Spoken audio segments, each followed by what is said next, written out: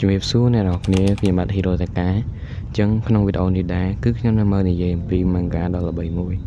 ដែល manga ហ្នឹងគឺមានឈ្មោះថា The Fragrant Flower Bloom and Dignity អញ្ចឹងយើងចូលទៅសាច់រឿងរបស់យើងទាំងអស់គ្នាទូប្រុសរៀនតារ៉ូអង្គុយនៅលើតុរបស់ខ្លួនដោយស្ងៀមស្ងាត់គាត់បានសម្លឹងមើលទៅកាន់សាលាមួយទៀតនៅក្បែរសាលាគាត់ដោយសាលាហ្នឹងគឺមានឈ្មោះថា Kikyo សាលានោះគឺជាសាលាឯកជននៅមានតែសិស្សស្រីទេដែលរៀននៅទីនោះចំណែកឯសាលាគាត់គឺមានឈ្មោះថា Chidori មានតែសិស្សប្រុសទេគាត់បានស្មឹងមើលទៅកាន់សាលានោះហើយបាននិយាយថានៅក្នុងសាលានោះនៅទីនោះប៉ុន្តែសាច់រឿងមិនទាន់បញ្ជាក់ប្រាប់យើងឲ្យច្បាស់នៅឡើយទេថាគាត់សម្លឹងមើលទៅនោះគឺចង់មានន័យយ៉ាងណាសាច់រឿងក៏ចូលមកដល់កន្លែងនេះម្ដងដែលយើងឃើញថាមានសិស្សចំនួន2ក្រុមកំពុងតែរត់ឆ្លោះគ្នាវាយគ្នាសារតែមួយក្រុមដែលមានគ្នា2នាក់គឺបានដើរបុកមួយក្រុមដែលមានគ្នា3នាក់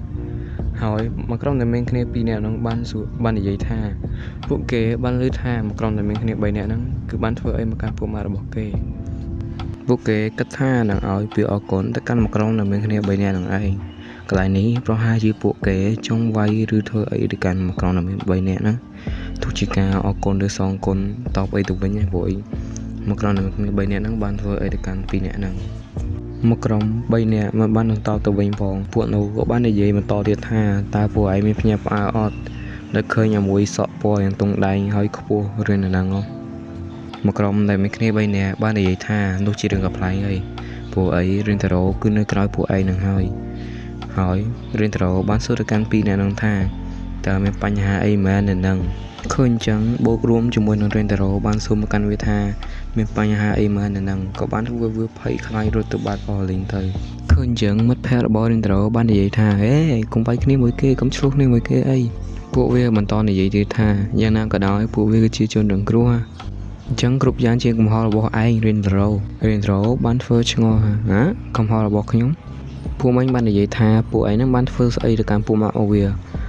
តើឯងទៅបានធ្វើអីគេខ្លះបន្ទាប់មករៀនតារ៉ូនិងមិត្តភ័ក្តិរបស់គាត់ក៏បានដើរតាមផ្លូវទៅផ្ទះយ៉ាងទៅ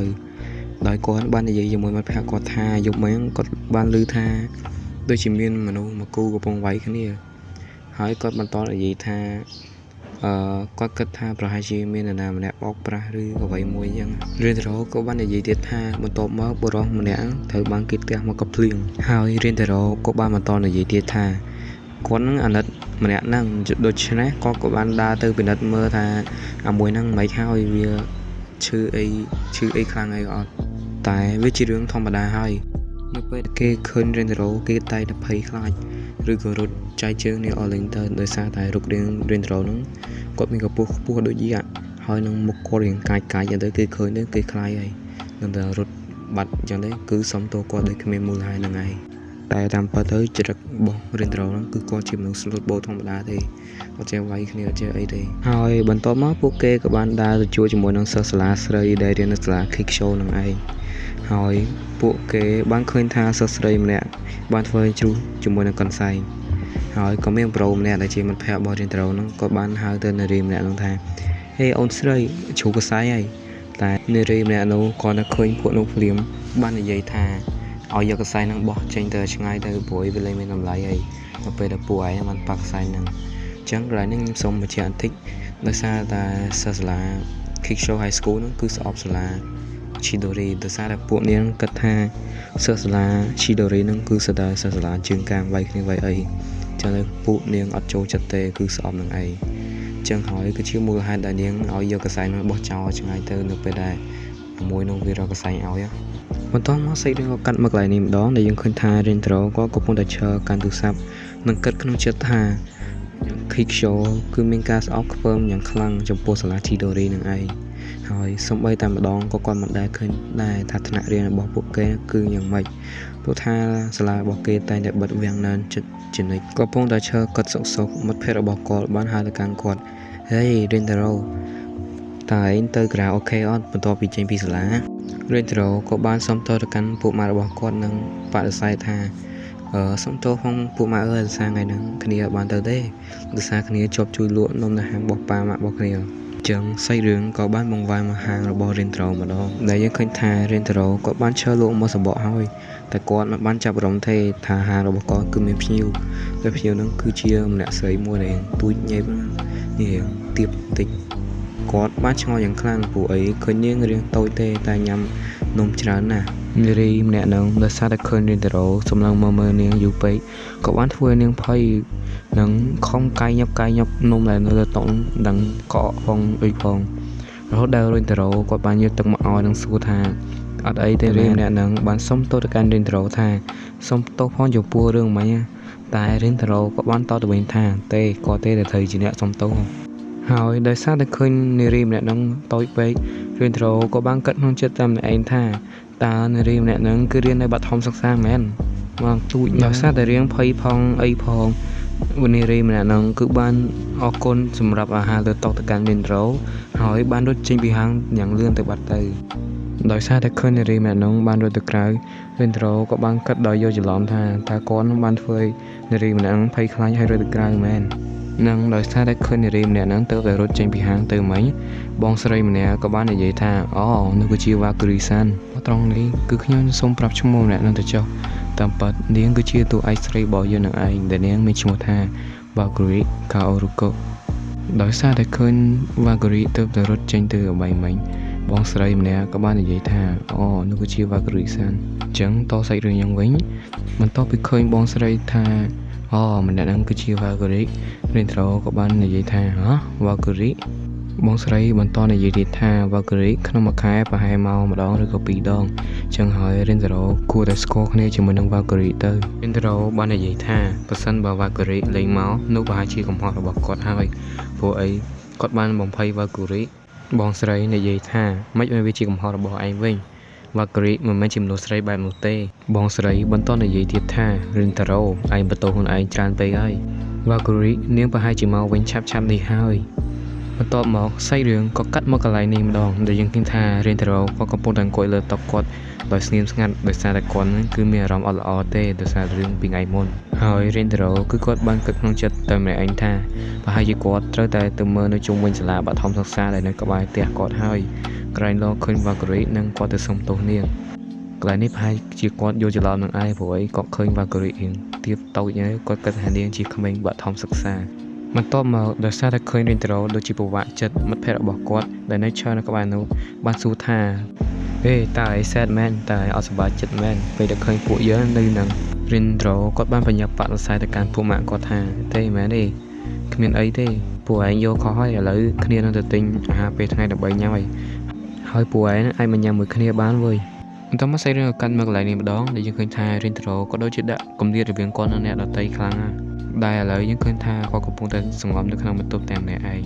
ព្រាមនោះបងស្រីក៏បានបើកទ្វារមកគាត់បានប្រាប់ទៅរិនតារ៉ូថាហេវ៉ាគូរីបានមកដល់ទីនេះហើយនាងចង់និយាយជាមួយឯងបន្ទាប់មករិនតារ៉ូក៏បានចេញមកក្រៅហើយដែលយើងឃើញថាវ៉ាគូរីពិតជានៅខាងក្រៅពិតមែនហើយយើងឃើញថាពួកគេពីរនាក់បាននិយាយពាក្យ hello ទៅគ្នាហើយរិនតារ៉ូបាននិយាយសួរទៅកាន់វ៉ាគូរីថាតើនាងមកទីនេះគឺសាររឿងពីថ្ងៃមុនមែនបន្ទាប់មកពួកគេទាំងពីរនាក់បានមកអង្គុយនិយាយគ្នាក្នុងហាងហើយវ៉ាគូរីបាននិយាយថាឲ្យនាងប៉ាគាត់ញ៉ាំនំនៅក្នុងហាងនេះទៅរិនតារ៉ូបន្ទាប់ពីឮបែបនោះគាត់បានភ្ញាក់ផ្អើលថាអីគេនារីម្នាក់នេះចង់ប៉ាខ្ញុំញ៉ាំនំនៅក្នុងហាងខ្ញុំផ្ទាល់អញ្ចឹងហើយវ៉ាគូរីបាននិយាយសុំទោសទៅកាន់រិនតារ៉ូថាសុំទោសផងចំពោះរឿងថ្ងៃមុនដែលនាងនឹងបានរត់ចេញពីហាងយ៉ាងលឿនដោយមិនបានប្រាប់គាត់អីបន្តិចទេនាងក៏ថានឹងប៉ាគាត់ញ៉ាំនំនៅក្នុងហាងនេះទូជាការសុំទោសទៅចុះរិនតារ៉ូក៏បានបដិសេធថាទេគាត់ទេគួរតែអ្នកធ្វើរឿងបែបនោះបន្ទាប់មកគាត់បានរុញចាននំខេកនោះទៅឲ្យវ៉ាគូរីរិនតារ៉ូបានបន្តគាត់ដឹងថានំខេកនេះឆ្ងាញ់ប៉ុណ្ណាហើយវាល្អប៉ុណ្ណាអញ្ចឹងហើយវ៉ាគូរីញ៉ាំវាទៅបន្ទាប់មកវ៉ាគូរីបានសុំទោសម្ដងទៀតនិងអរគុណទៅកាន់រិនតារ៉ូហើយនាងបានញ៉ាំនំខេកដែលនៅលើតុនោះទៅរិនតារ៉ូឃើញអញ្ចឹងគាត់បានគិតថានំខេកវាជារឿងមួយហើយប៉ុន្តែរឿងមួយទៀតនោះគឺថា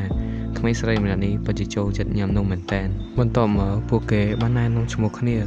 ដោយវ៉ាគូរីបន្ទាប់ពីដឹងឈ្មោះរបស់រិនតារ៉ូហើយនាងបានហៅឈ្មោះរបស់រិនតារ៉ូភ្លាមរិនតារ៉ូក៏បានគិតតែម្នាក់ឯងថាហេតុអ្វីក្មេងស្រីម្នាក់នេះដូចជាចូលចិត្តនិងចាប់អារម្មណ៍មកលើគាត់ម្ល៉េះបន្ទាប់មកវ៉ាគូរីបាននិយាយថាទីបំផុតនាងបានដឹងហើយរិនតារ៉ូក៏បានឆ្ងល់ទីបំផុតអីគេហើយវ៉ាគូរីបាននិយាយថាទេវាមិនដូចអ្វីដែលរិនតារ៉ូកំពុងតែគិតទេការពិតនោះគឺនាងបានឃើញរិនតារ៉ូមុនពេលម្សិលមិញទៅទៀតវ៉ាគូរីសួរទៅកាន់រិនតារ៉ូថាតើគាត់នឹងធ្វើការនៅនឹង ជួយធ្វើការហ្នឹងពីមួយពេលទៅមួយពេលមែនរៀនត្រូវបាននិយាយថាហ្នឹងហើយត្រូវហើយអញ្ចឹងគឺវាមានន័យថានេះមិនមែនជាលើកដំបូងដែលយើងបានជួបគ្នាតែខ្ញុំមិនចាប់អារម្មណ៍រៀនត្រូវបាននិយាយថាជប់សិនតែម្សិលមិញនាងបានឃើញខ្ញុំហើយភ័យខ្លាចរត់ទៅបាត់វ៉ាកូរីបាននិយាយថាទេវាមិនមែនជាហេតុផលទេនាងបានឃើញរៀនត្រូវមុនពេលហ្នឹងទៅទៀតពួកគេបានប្រកែកគ្នាយ៉ាងលឺរហូតដល់បងស្រីបាននិយាយថារៀនត្រូវថយសលេងខ្លះផងនិយាយតិចបានហើយវ៉ាកូរីបានបកស្រាយថាវាជាលើកដំបូងហើយដែលមានមនុស្សប្រុសមើលមកនាងយ៉ាងយូរបែបនោះហើយដូច្នេះហើយវាគឺធ្វើឲ្យបេះដូងរបស់នាងគឺលោតញ័រខុសពីធម្មតារៀនត្រូវបន្ទាប់ពីលើបែបនោះគាត់ពិតជាគៀងហើយនឹងអៀនខ្លាំងមែនទែនហើយគាត់បានគិតក្នុងចិត្តតែម្នាក់ឯងថាជាធម្មតាអ្នករាល់គ្នាបន្ទាប់ពីដឹងថាគាត់បានសម្លឹងមើលទៅកាន់ពួកគេ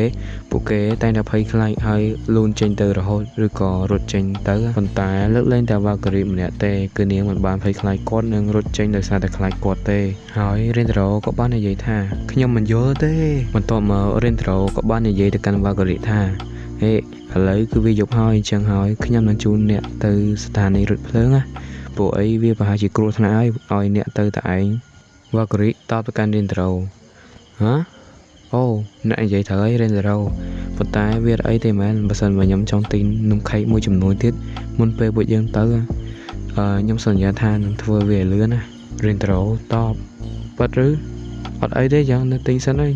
តែអ្នកនៅតែអាចញ៉ាំបានបន្ទាប់មកយើងឃើញថារៀនត្រូបានជូនវ៉ាការីមកដល់ខាងក្រៅហើយតែគាត់បានសួរទៅកាន់វ៉ាការីថាតើប្រកាសអត់ថាទៅតែឯងបានណាវ៉ាការីតបហ្នឹងហើយបាត់អីព្រោះអីស្ថានីយ៍រថភ្លើងអត់នៅឆ្ងាយពីហ្នឹងឯងឥឡូវគាត់បានហើយចឹងតាមពិតទៅរឿងរ៉ាវដែលបានកើតឡើងអំពីពេលមុនហ្នឹងខ្ញុំដឹងថាអ្នកគិតថាខ្ញុំរត់ចេញហ្នឹងដោយសារតែអ្នកហ្នឹងបានធ្វើឲ្យខ្ញុំខ្លាចវ៉ាការីបន្តនិយាយទៀតថាប៉ុន្តែខ្ញុំមិនដែលគិតទេសូម្បីតែម្ដងថាអ្នកធ្វើឲ្យខ្ញុំខ្លាចឥឡូវជឿលើខ្ញុំទៅយកព្រមអត់ហើយអរគុណផងសម្រាប់អាហារបន្ទាប់មកសាច់រឿងក៏បង្ហាញយើងឃើញជាមួយនឹងមនុស្ស2នាក់បន្ទាប់មកសាច់រឿងក៏កាត់មកកន្លែងនៅក្នុងម៉ូតូរបស់ Rentaro យើងឃើញថាបងស្រីបានមកគោះទ្វារម៉ូតូ Rentaro ឲ្យគាត់នឹងបើកទ្វារចំណែក Rentaro វិញយើងឃើញថាគាត់កំពុងតែអង្គុយគិតតែម្នាក់ឯងថាគាត់អត់យល់ទេហើយគាត់បានគិតដល់ពេលដែលគាត់នៅក្មេងដែលមនុស្សគ្រប់គ្នាបានថាមកគាត់ថាគាត់គួរឲ្យខ្លាចរៀនត្រូក៏បានគិតក្នុងចិត្តតែម្នាក់ឯងថាគាត់ទើបតែត្រូវបានទម្លាក់ចោះអង្គុយពិបាកចិត្តសុកស្រាប់តែបងស្រីបានបើកទ្វាររៀនត្រូចូលមកបានហើយបានសួរទៅគាត់ថាតើនំខេកនេះរបស់វ៉ាការីកំងមិនចឹងអីគាត់ទើបតែទៅក្រៅដើម្បីបិទហាងនិងឃើញថានំខេកមួយនេះគឺវានៅលើដីបងស្រីបានហៅឈ្មោះរៀនត្រូតើវ៉ាការីសាន់ធ្វើវាដើម្បីត្រឡប់ទៅផ្ទះវិញចឹងឯងកាត់មើលកន្លែងវ៉ាការីវិញដែលយើងឃើញថាពីក្បាលអំបែងមិញនេះគឺវាបានទៅញ៉ៃជាមួយនឹងវ៉ាការីដែលពួកវាបានសរសើរទៅកាន់វ៉ាការីនិងពពោះវ៉ាការីឲ្យទៅជាមួយវាទៅធ្វើអីដែលសប្បាយកាត់មកខាងនេះវិញយើងឃើញថារៀនត្រូបានរត់មកតាមវ៉ាការីហើយតែគាត់បានគិតថាក៏ដូចជាសួរថាតើនាងហ្នឹងក៏នៅទីណាតែឥឡូវយើងឃើញថារៀនត្រូក៏បានរត់មកដល់កន្លែងរបស់វ៉ាការីហើយតែគាត់មិនទាន់ចេះទៅជួយនាងភ្លាមនៅឡើយទេគឺគាត់នៅឈរផ្អែកនៅជាងដើម្បីស្ដាប់ពួកគេបាននិយាយគ្នាសិនយើងឃើញថាពីអ្នកមិញវាបានសួរទៅកាន់វ៉ាការីថាហេតុអ្វីបានជានាងនៅជាមួយនឹងរៀនតារ៉ូអំបែងមិញនេះរៀនតារ៉ូបន្ទាប់ពីឃើញពួកអាហ្នឹងក៏បានដឹងថាពួកទាំងនេះគឺជាពួក2នាក់ដែលបានទៅរឿងមិត្តភក្តិគាត់កាលពីថ្ងៃមុនសោះបន្ទាប់មកមួយពាក់អាវពណ៌ខ្មៅវាបានសួរទៅកាន់វ៉ាការីថាតើនាងនឹងគឺជាស្រីរបស់រៀនតារ៉ូមែនហើយវាបានបន្តនិយាយទៀតថា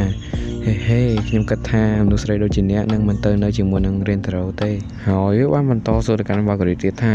ក្រែងនាងដឹងហើយតាំងអីថាគាត់គឺជាមនុស្សអាក្រក់វ៉ាការីបានសួរទៅកាន់វាថាមនុស្សអាក្រក់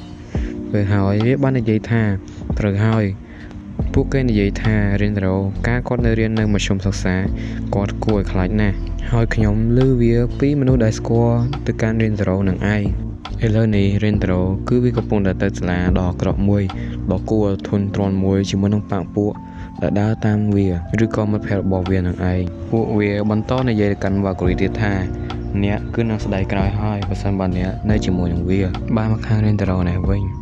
ឥឡូវនេះគឺខ្ញុំឃើញហើយគាត់ព្យាយាមនិយាយធ្វើខ្ញុំមើលអាក្រក់ដោយនិយាយថាខ្ញុំគឺបានដើរលេងជាមួយនឹងមនុស្សចម្លែកមួយក្រុម ដោយតែបាននិយាយចឹងគាត់គឺនិយាយត្រូវហើយសាលានឹងពិតជាអាក្រក់និងគួរឲ្យធុញមែនតើពួកគេមកដល់ទីនេះ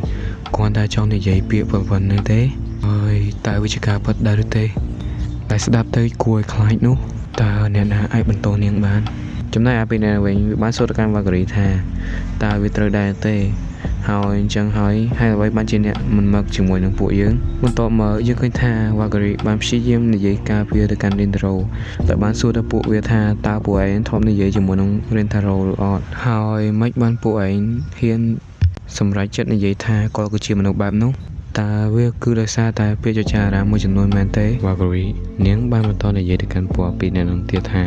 ខ្ញុំគិតថាអ្នកគួរតែព្យាយាមទៅនិយាយជាមួយនឹងរីនតារ៉ូទៅបន្ទាប់មកអ្នកនឹងដឹងហើយថារីនតារ៉ូគាត់គឺជាមនុស្សដ៏អស្ចារ្យពួកវាតបអីគេខ្ញុំមិនធ្វើវាជាមិនខានទេហើយអ្នកណាគេជាអ្នកប្រាប់រឿងដ៏ល្ងងខ្លះនោះមកកាន់នាង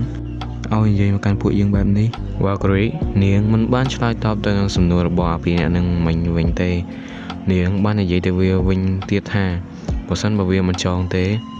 មិនអីទេតែយ៉ាងហោចណាស់នាងក៏ប្រហែលនឹងចូលចិត្តពួកវាបន្តិចដែរហើយបើសិនមកពួកវាជុំនិយាយអាក្រក់អំពីរិនតារ៉ូបែបនោះអាពីអ្នកនោះវាលើកបែបនោះវាពិតជាខឹងមែនតើនឹងអត់សប្បាយចិត្តផងដែរនាងពួកវាបាននិយាយថាអូកុំនិយាយបែបនោះអីពីអ្នកនឹងវាពិតជាខឹងយ៉ាងខ្លាំងតាមពិតទៅវាចង់ប្រើប្រាស់វ៉ាការីដើម្បីធ្វើអីទៅកាន់រិនតារ៉ូប៉ុន្តែឥឡូវវាទប់លេងបានហើយភ្លាមនោះ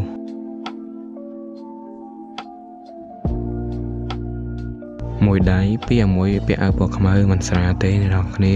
សំណាងល្អរិនតារ៉ូបានមករងចំនួនវ៉ាការីវាបានធ្វើឲ្យរិនតារ៉ូបែកក្បាលហូរឈាមយើងឃើញថារិនតារ៉ូពិតជាខឹងយ៉ាងខ្លាំងរិនតារ៉ូបាននិយាយទៅពួកនោះថា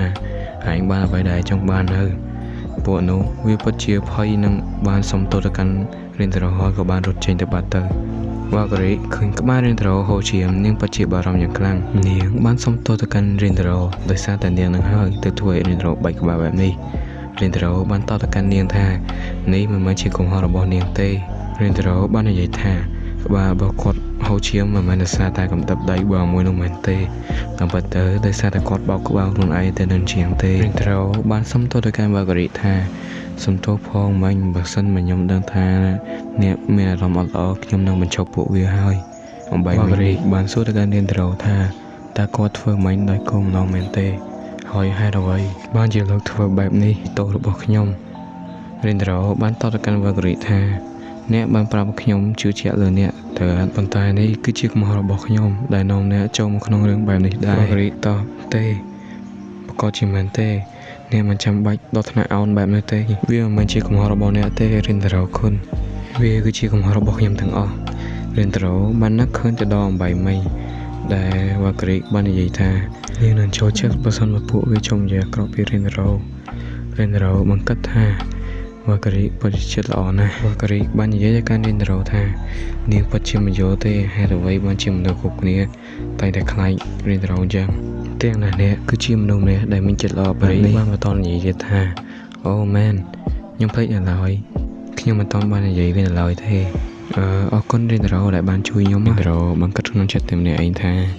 គាត់ទោះតែមានមនុស្សដែលមើលមកគាត់ក្នុងន័យអវិជ្ជមានគាត់មិនដែលរំពឹងទេថានាងនឹងអរគុណមកកាន់គាត់យើងឃើញថារិនតារ៉ូបានជូនវ៉ាការីមកដល់កន្លែងហើយតែនាងបានអរគុណទៅកាន់រិនតារ៉ូចំពោះរឿងគ្រប់យ៉ាងនិងសួរទៅកាន់រិនតារ៉ូថាតើគាត់គាត់ថាគាត់អត់អីទេ Yes វាអត់អីទេហើយមើលថែខ្លួនផងពេលទៅផ្ទះវ៉ាការីបានហៅទៅកាន់រិនតារ៉ូហើយប្រាប់ថាពេលនាងទៅហានំប៉័ងវិញនាងចង់ញ៉ាំអីជាមួយគ្នាមួយរិនតារ៉ូនាងគឺចង់ញ៉ាំនំខេកជាមួយរិនតារ៉ូ